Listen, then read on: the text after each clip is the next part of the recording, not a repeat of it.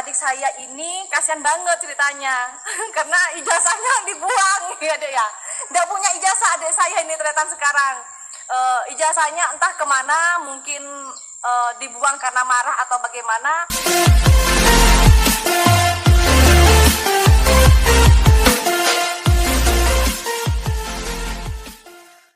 Ya, shalom bagi kita semua dimanapun kita berada pada saat ini. Kiranya kita semua tetap berada dalam keadaan sehat dan apapun yang merupakan aktivitas kita sepanjang hari ini, kiranya Tuhan Yesus memberkati. Dan kembali berjumpa lagi di channel kita ini, yaitu Semayan Yasin. Terima kasih buat teman-teman semua dan para sahabat yang saya kasihi dalam nama Tuhan Yesus sudah mendukung perkembangan channel ini, dan kiranya kita tetap menggunakannya untuk menjadi berkat bagi semua orang. Nah teman-teman, pada video kali ini saya membagikan kepada kita semua satu kabar sukacita bagi kita, di mana ada seorang pemuda yang sangat masih muda sekali umurnya, di mana dia sudah percaya mengikut Kristus. Itu merupakan satu anugerah bagi dia ya. Dan dia mengenal Yesus Kristus itu lewat saudaranya yang menjabat sebagai pendeta, atau lewat kakaknya ya. Nah teman-teman, rencananya dia mau disekolahkan di sekolah Alkitab. Namun ada satu permasalahan, dan ini menjadi doa-doa kita semua. Permasalahannya yaitu ijazahnya. Mungkin ijazahnya dari SD sampai SMA itu hilang. Nah, tapi dugaan mereka kalau ijazahnya itu mungkin saja sudah disembunyikan oleh keluarganya ya. Mungkin karena mereka masih marah karena sudah pindah agama itu. Nah, teman-teman, kita berdoa supaya semua apa yang digumuli oleh saudara kita ini untuk menjadi seorang murid dalam sekolah Alkitab, dan kiranya Tuhan membuka jalan keluar baginya. Teman-teman, sangat menarik kesaksian mereka. Sebelumnya mari kita simak bersama-sama videonya yang berikut ini. Saya di sini sangat bersukacita karena ada informasi bahwa adik saya ini mau sekolah Alkitab ternyata ya. Dan memang selama ini adik saya mempunyai hati itu untuk membantu mendukung pelayanan kakaknya, dan puji Tuhan, saya bahagia karena adik saya akan sekolah Alkitab Ibu Eva, dan akan di sekolah, rencananya akan di sekolah Anjungan. Nah rencananya di sana. Karena kenapa ternyata adik saya ini kasihan banget ceritanya karena ijazahnya dibuang ya dek ya. Nggak punya ijazah adik saya ini ternyata sekarang. Ijazahnya entah kemana, mungkin dibuang karena marah atau bagaimana. Saya katakan sama adik saya, kamu tetap sekolah Alkitab meskipun kamu saat ini tidak mempunyai ijazah, ijazahnya entah kemana. Saya katakan sama adik saya bahwa saya dan Tuhan Yesus dan semua anak-anak Tuhan akan membantu. Amin. Ya, namanya ini Dona, Bapak ya, Bapak Yovan Channel ya. Ya, puji Tuhan, saya sangat bersyukur karena sebelumnya saudara, adik saya ini pertama kali ke Kalimantan, ke tempat saya awalnya anti banget ya. Nggak mau masuk ke gereja awalnya ternyata ini. Pernah sampai tinggal di mobil, saya biarkan waktu saya kesaksian. Dan sekarang saya sangat bersyukur ternyata Tuhan Yesus itu ubahkan dan memberikan hati yang baru. Yang pertama, adik saya itu mau masuk gereja. Itu yang pertama ya, sangat bersyukur. Saya berdoa, saya bawa dalam doa adik saya. Terus yang kedua, adik saya ini mau ikut saya pelayanan gitu kan. Meskipun ya jadi apa, tim hore ya. Kalau orang itu tim hore ya saudara ya. Jadi dia nyanyi, ikut-ikutan nyanyi gitu. Dan saya katakan sama adik saya, awalnya adik saya ini orangnya yang belum terlalu percaya saudara ya. Banyak kesaksian yang adik saya alami ya. Contohnya kalau dulu ya, orang dek mulambo abang tak pertaja kan mun hari Minggu tole alako dek. Iya. Jadi kalau dulu ya ternyata ya, dulu adik saya ini kalau hari Minggu itu maunya tetap aja kerja gitu kan. Tapi saya katakan dek, kalau kita orang Kristen hari Minggu itu nggak boleh kerja gitu ternyata ya. Tapi ternyata saya alamin selama umpamana hari Minggu jo alaku. Nah, ini tretan ya. Banyak kejadian yang adik saya alamin waktu dia nggak percaya kalau saya katakan, "Adek, kalau kamu hari Minggu jangan kerja," contohnya. Apa, Dek? Cepat rontak kan? Kebakar tangannya tretan ya. Pernah kebakar katanya. Tanganmu mana, Dek, kena kebakar? Nah, ini tretan, ini pernah kebakar. Jadi waktu adik saya itu bakar sampah, meletup sampai kebakar, kulitnya melepuh tretan ya. Itu yang pertama. Yang kedua apa, Dek? Kena senso. Pahanya kena senso tretan ya. Motong batang sawit. Hari Minggu kerja. Nah, akhirnya kena senso, saudara. Kakinya kena senso, puji Tuhan. Tidak terlalu parah meskipun dapat berapa jahitan kemarin? 12 atau 15? 12 jahitan. Nah, terus yang terakhir Mbak katakan apa? Nggak boleh hari Minggu. Terus yang kemarin saya nyungsep ke got apa, Dek? Dan ini adik saya ini ya tretan ya, bandel sekali gitu. Saya katakan bandel sekali karena terlalu bandelnya saya bawa dalam doa. Nah, terakhir adik saya ini nyungsep gara-gara ikut apa? Ikut ganjor katanya. Kalau orang di sini bilang ikut gawai. Saya katakan sama adik saya, jangan kamu itu, Dek, mabuk-mabukan. Nah, jangan merokok. Kalau hidup kamu sukses, kamu hidup di dalam Tuhan. Kamu jauhkan dari hal yang sepele seperti itu. Mungkin dikatakan bahwa gak boleh merokok, gak boleh ataupun gak boleh mabuk ya. Itu hal yang sepele, tetapi imbasnya sangat besar sekali. Nah, karena dia ini bandel, tretan ya, bandel. Dan ikutin omongnya kakaknya. Nah, nyungsep ke got, tretan. Nyungsep ke got, ya. Iya, Ibu Eva, dengan waktunya Tuhan nanti saya akan bawa adik saya kesaksian ya. Tapi biarkan dulu saya ingin bersuka cita hari ini ya tretan dengan adik saya karena saya senang sekali, senang banget gitu ya. Kemarin saya pengen nyungsep di got tretan ya. Hasilnya di got, saya injili dia, saya kasih pengarahan. Apa Mbak katakan? Kalau hidup kamu itu nggak diperbaharui, tidak adanya pertobatan, maka hidup kamu akan seperti itu saja. Saya katakan saudara ya, bahwa kalau hidup kita ini jauh dari Tuhan, kalau kita mengandalkan kemampuan kita sendiri untuk bekerja, untuk menghasilkan segala sesuatu, itu akan sia-sia. Contohnya, ya saya katakan tretan ya, tengoklah mbakmu ini. Ya meskipun mbakmu ya seperti ini apa adanya, tapi saya ingin hidup kita ini berarti. Karena kenapa tretan? Hidup kita ini adalah kesempatan. Ada amin?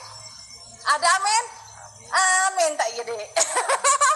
Waduh tretan, saya dengan adik saya berikan waktu untuk kami berdoa bersama-sama dengan menaikkan sebuah pujian tretan ya. Nah, adik saya ini mulai dari sekarang saya ajarkan untuk kita mengucap syukur ya, dengan cara kita menaikkan sebuah pujian sebelum saya memperkenalkan lebih lanjut adik saya ini ya tretan ya. Nah, ayo dek nyanyi kalau dek. Hidup ini adalah kesempatan. Mari tretan, kita tinggalkan live chat terlebih dahulu, kita naikkan pujian dengan adik saya ini. Hidup ini adalah kesempatan. Hidup ini adalah kesempatan. Hidup ini untuk melayani Tuhan. Jangan sia-siakan waktu yang Tuhan beri. Hidup ini hanya sementara. Haleluya. Hidup ini adalah kesempatan. Hidup ini untuk melayani Tuhan. Jangan sia-siakan waktu yang Tuhan beri. Hidup ini harus jadi berkat. Oh Tuhan, pakailah hidupku selagi aku masih kuat. Bila saatnya nanti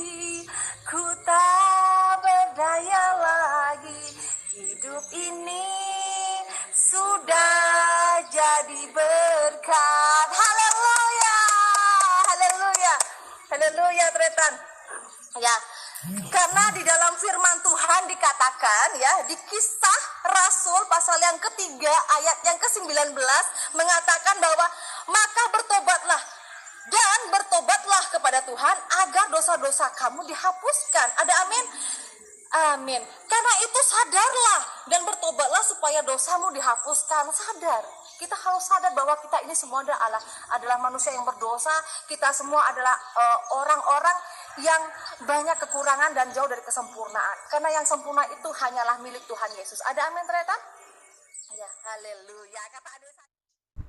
Nah, itu dia videonya teman-teman. Ini kesaksian yang cukup memberkati kita semua. Ketika dia mengambil satu keputusan untuk mengikut Yesus, maka tentu saja ada masalah yang mengiring dia tiap hari. Seperti halnya tadi di mana ijazahnya, ada risiko, ada harga yang memang harus dibayar ya. Mungkin keluarga kita tidak senang dengan hal itu, mungkin saudara-saudara kita yang lain, lingkungan kita mungkin tidak senang melihat kita ketika kita mengambil satu keputusan mengikut Yesus. Nah, apa yang mereka saksikan itu cukup luar biasa, dan saya yakin, saya percaya bahwa pertobatan yang dia terima adalah merupakan anugerah daripada Tuhan, di mana Roh Kudus itu mengaruniakan iman di dalam hatinya. Nah, teman-teman, karena pertobatan itu adalah perubahan hati dan juga perubahan pikiran kita yang membawa perubahan gaya hidup kita. Ada di dalam Kisah Para Rasul 26 ayat 20, di situ dikatakan harus bertobat dan berbalik kepada Allah serta melakukan pekerjaan-pekerjaan yang sesuai dengan pertobatan. Nah, jadi setelah kita bertobat, tentu saja kita harus menunjukkan perbuatan-perbuatan sesuai dengan hasil pertobatan kita itu. Jangan sampai kita mengaku sudah bertobat, sudah mengikut Yesus, tetapi gaya hidup kita masih gaya hidup yang lama. Pertobatan harus membawa gaya hidup yang baru, bisa menjadi saksi bagi Kristus. Karena saya lihat, seingat saya ya, ini namanya pendeta Diana Madures. Nah, kalau nggak salah menurut kesaksiannya, dia itu dulu berlatar belakang Muslim juga, tapi sekarang dipanggil Tuhan untuk menjadi pelayan Tuhan, untuk menjadi laskar Kristus, untuk memberitakan firman Tuhan. Nah, teman-teman, itu cukup luar biasa, dan sampai sekarang dia tetap menjadi saksi bagi keluarganya. Kita doakan saudara kita yang pemuda ini tadi, kiranya dipakai Tuhan lebih luar biasa lagi untuk bisa menjangkau keluarganya. Kita juga mendoakan dia supaya dia bisa menjadi murid di dalam sekolah Alkitab, untuk dibekali di sana, diperlengkapi di sana, baik secara mental maupun secara karakter, dan secara teologis juga tentu saja dipersiapkan di sana. Nah, teman-teman, pertobatan itu merupakan satu-satunya jalan untuk memperoleh hidup yang kekal. Percaya kepada Yesus itu satu-satunya jalan untuk bisa memperoleh hidup yang kekal. Itu sesuai dengan firman Tuhan di dalam Kisah Para Rasul 11 ayat 18, di mana di sana dikatakan ketika mereka mendengar hal itu, mereka menjadi tenang lalu memuliakan Allah. Katanya, jadi kepada bangsa-bangsa lain Allah mengaruniakan pertobatan yang memimpin kepada hidup. Itu sudah jelas ketika ada orang-orang yang mendengarkan Injil pada saat itu, orang-orang non-Yahudi. Nah, ternyata mereka mengerti, ternyata anugerah pertobatan itu bukan hanya kepada bangsa Israel saja, melainkan kepada seluruh bangsa yang ada di bumi. Nah, teman-teman, itu saja yang mau saya sampaikan, dan kiranya kita tetap berdoa bagi mereka yang sudah menjadi pengikut Kristus, yang sudah menjadi laskar Kristus, untuk diperlengkapi nanti dan juga kita mendoakan keluarganya, dan apa yang menjadi pergumulannya tadi yaitu ijazahnya, ya mudah-mudahan saja tidak dibakar ya, atau belum dibakar. Mudah-mudahan nanti kalau amarah orang tuanya atau keluarganya sudah mulai agak tenang, jadi nanti pasti akan dikembalikan lagi. Tapi mudah-mudahan belum dibakar. Semoga saja. Nah, teman-teman, Tuhan Yesus memberkati kita semua. Shalom.